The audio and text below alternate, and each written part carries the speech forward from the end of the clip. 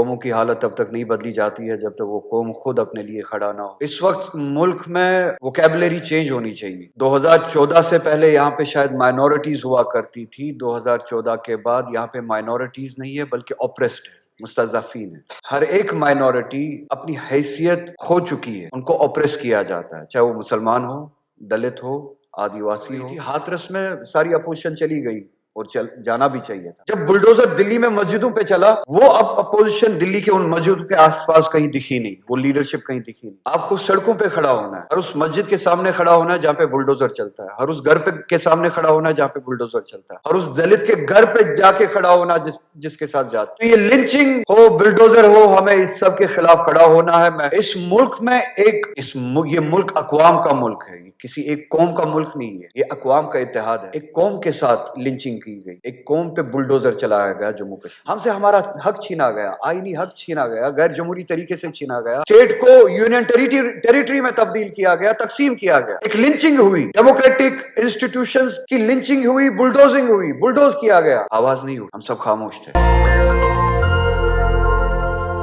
یہ ملک کے سیاسی حالات کس طرح کے ہیں، ہمارے چیلنج کیسے ہیں اور اس کے لیے لاہ عمل کیا ہے، خداوند تعالیٰ نے قرآن مجید میں اس کے لیے جواب دیا ہے، ان اللہ لا یغیر ما بقوم حتی یغیروا ما بانفسہم۔ پروردگار عالم خود ارشاد فرماتے ہیں کہ قوموں کی حالت تب تک نہیں بدلی جاتی ہے جب تک وہ قوم خود اپنے لیے کھڑا نہ ہو، اپنے حالات کو بدلنے کے لیے کھڑے نہ ہو۔ تو مجھے یقین ہے کہ اگر ہر قوم اپنی حالات بدلنے کے لیے کھڑی ہوتی ہے، تاریخ گواہ ہے کہ خداوند تعالیٰ نے ان کو کبھی مایوس نہیں کیا، حالات بدلے، ان کے حق میں بدلے ہیں۔ شرط یہ ہے کہ اپنے حالات کو سمجھے اور جرأت مندی سے خداوند تعالیٰ پہ توکل کر کے اپنے حالات کے سدھار کے لیے اٹھے، کوشش کرے، آواز اٹھائے، قدم اٹھائے، اقدام کرے۔ اس وقت ملک میں ووکیبلری چینج ہونی چاہیے۔ 2014 سے پہلے یہاں پہ شاید مائنورٹیز ہوا کرتی تھی، 2014 کے بعد یہاں پہ مائنورٹیز نہیں ہے بلکہ اوپریسڈ ہے، مستضعفین ہے۔ ہر ایک مائنورٹی اپنی حیثیت کھو چکی ہے، ان کو اوپریس کیا جاتا ہے، چاہے وہ مسلمان ہو، دلت ہو، آدیواسی ہو، عیسائی ہو، سکھ ہو۔ آپ ان 10 سالوں میں دیکھیں ہر جگہ یہ اوپریسڈ ہے۔ اگر اوپریسڈ ہے تو مجھے ایک امید ملتی ہے، مستضعف جب ہوتے، اوپریسڈ جب ہوتے، ان کے ساتھ خداوند تعالیٰ ہوتا ہے، اس سے بڑی طاقت کی آپ کو کہیں پہ ضرورت نہیں ہے۔ اس سے بہتر پوزیشن آپ کی نہیں ہو سکتی ہے مائنورٹیز کی۔ مائنورٹی ہونا ایک وہ کوزی پوزیشن ہے، ایک آرام دہ پوزیشن ہے، وہ کوئی بہتر پوزیشن نہیں ہے۔ اوپریسڈ ہونا میری نظر میں بہترین پوزیشن ہے، کیونکہ اللہ خداوند تعالیٰ آپ کی مدد کے لیے ہر وقت تیار ہوتے ہیں، ایک اوپریس کی مدد کے لیے۔ تو بس آپ کوشش کریں، کوشش یہ کرے کہ مستضعفین کے حق کے لیے کھڑے ہو جائے۔ جب بھی آپ مستضعفین کے حق کے لیے کھڑے ہو جائے، خداوند تعالیٰ آپ کے لیے راستے خود تیار کریں۔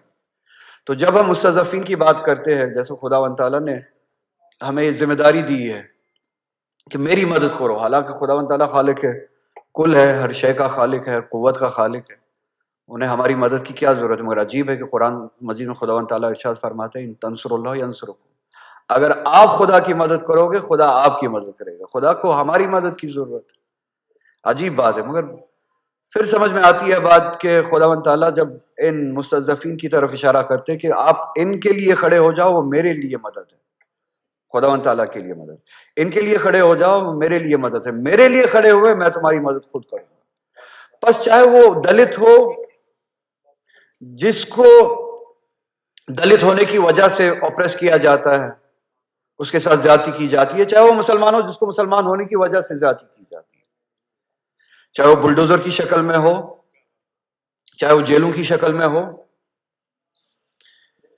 چاہے وہ لنچنگ کی شکل میں ہو۔ ہم سبھی کو، اس دلت کے لیے بھی، اس آدیواسی کے لیے بھی، اس سکھ کے لیے بھی، عیسائی کے لیے بھی، اور اس مسلمان کے لیے بھی کھڑا ہونا ہے۔ اور وہ کھڑے ہونے کی جگہ یہ اے سی میں نہیں ہے، وہ سڑکوں پہ ہے, وہ کمروں میں نہیں ہے.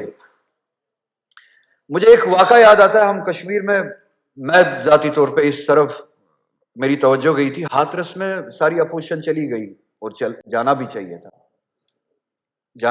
تھا. مگر اس کے بعد جب بلڈوزر دلی میں مسجدوں پہ چلا, وہ اب اپوزیشن دلی کے ان مسجدوں کے آس پاس کہیں دکھی نہیں, وہ لیڈرشپ کہیں دکھی نہیں. تو اگر ہم ایک طبقے کی حمایت کے لیے جا سکتے, اسی طرح سے ہمیں دوسری طبقے کی حمایت کے لیے اسی طرح سے سڑکوں پہ کھڑا ہونا ہے.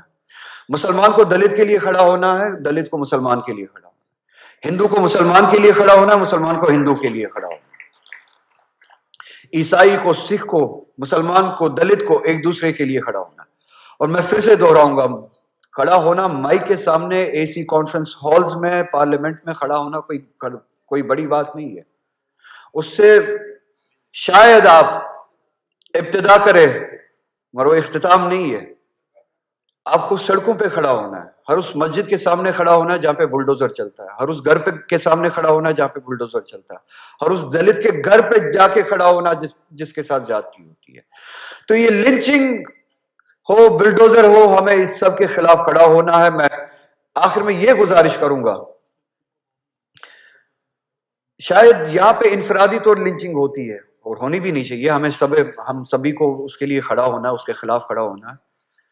افسوس یہ ہے کہ اس ملک میں یہ ملک اقوام کا ملک ہے, یہ کسی ایک قوم کا ملک نہیں ہے, یہ اقوام کا اتحاد ہے. جنوب سے لے کے شمال تک آپ دیکھیے مختلف قسم کے اقوام ہے, اور یہ ہماری خوبی ہے. ہمارے رنگ الگ الگ ہیں, ہماری زبانیں الگ الگ ہیں, ہماری قومیں الگ ہے, جو ایک ملک بناتا ہے جسے ہندوستان کہتے ہیں, بھارت کہتے ہیں, انڈیا کہتے ہیں. ان اقوام میں ایک, اگر آپ دیکھیں گھروں پہ لنچنگ ہو, بلڈوزر چلا جائے, ہمیں وہ اس زیادتی کا احساس ہوتا ہے, اچھا نہیں لگتا ہے. ایک قوم کے ساتھ لنچنگ کی گئی, ایک قوم پہ بلڈوزر چلایا گیا, جموں کشمیر کی پوری قوم پہ بلڈوزر, انسٹیٹیوشنل بلڈوزر چلایا گیا. پورا ہندوستان خاموش تھا. لنچنگ کی گئی اس قوم کی. میں نہ مسلمان کی بات کر رہا ہوں, نہ ہندو کی بات کر رہا ہوں, میں کشمیری پنڈت کی بات کر رہا ہوں, کشمیری مسلمان کی بات کر رہا ہوں, بودھ کی بات کر رہا ہوں, سکھ کی بات کر رہا ہوں, ڈوگری, گجر, ہر ایک کی بات کر رہا ہوں. ہم سے ہمارا آئینی حق چھینا گیا, بلڈوز کیا گیا غیر جمہوری طریقے سے, اور اس طریقے سے کہ ہمارے لوگ, جسے کہا جاتا ہے کہ اوپن ایئر پریزن, 8-9 مہینے تک عام لوگ قید میں تھے. مواصلات نہیں تھی, ٹیلی کمیونیکیشن نہیں تھا, ایک دوسرے کے ساتھ رابطہ نہیں تھا, میڈیا اپنی ذمہ داری انجام نہیں دے رہا تھا. ہر گھر کے سامنے آرمی کھڑی تھی, پولیس کھڑی تھی, فورسز کھڑے تھے. ہم سے ہمارا حق چھینا گیا, آئینی حق چھینا گیا, غیر جمہوری طریقے سے چھینا گیا. اسٹیٹ کو یونین ٹیریٹری میں تبدیل کیا گیا, تقسیم کیا گیا. ایک لنچنگ ہوئی, ڈیموکریٹک انسٹیٹیوشنز کی لنچنگ ہوئی, بلڈوزنگ ہوئی, بلڈوز کیا گیا. آواز نہیں اٹھی, ہم سب خاموش تھے. ہمیں لگا کہ شاید کشمیریوں کے ساتھ ہو رہا ہے, مگر حالات اور تاریخ گواہ ہے کہ 2019 کے بعد جو آزمائش کشمیر میں کی گئی, جو بلڈوزر کشمیر میں چلایا گیا, وہ بلڈوزر پھر یو پی کی گلیوں میں بھی چلا, وہ مدھیہ پردیش میں بھی چلا, راجستھان میں بھی چلا, دلی میں بھی چلا. تو ہم جب تک کہ یہ نہ سمجھے کہ ہمیں ایک دوسرے کے لیے کھڑا ہونا ہے, یہ کانفرنسز, یہ آپ ادارے بنائے, یہ کسی چیز کا حل نہیں ہے. ہاں ابتدا ہے, مگر آپ حل کے لیے کوشش کریں. حل کے لیے آپ کو سڑکوں پہ آنا ہے, انسٹیٹیوشنز میں جانا ہے, ایک دوسرے کے لیے کھڑا ہونا ہے. مجھے امید ہے کہ یہ ادارہ انشاءاللہ الرحمن اس سمت میں ضرور کام کرے گا. میں پھر سے آپ سبھی کا شکریہ ادا کرتا ہوں اور یقین دلانا چاہتا ہوں, میں اللہ تعالیٰ پہ توکل کر کے آیا ہوں. اگر پارلیمنٹ میں کام کرنا ہے, جتنے بھی سال کام کرنے کا موقع ملے, مستضعفین کے لیے بات کروں, اپریسڈ کے لیے بات کروں, انشاءاللہ الرحمن اس کے لیے ہمیشہ کوشاں رہوں گا. آپ سبھی کا شکریہ, والسلام علیکم ورحمۃ اللہ. نیشنل دستک کی آپ سے گزارش ہے کہ اگر اس کو بچانا چاہتے ہیں تو نیشنل دستک کو سبسکرائب کرنے کے لیے ریڈ کلر کے سبسکرائب بٹن کو دبائیں, پھر بیل آئیکن کی گھنٹی دبائیں. نیشنل دستک کو بچانے کے لیے بہت ضروری ہے کہ ہر خبر کو شیئر کریں, لائک کریں, کمنٹ ضرور کریں.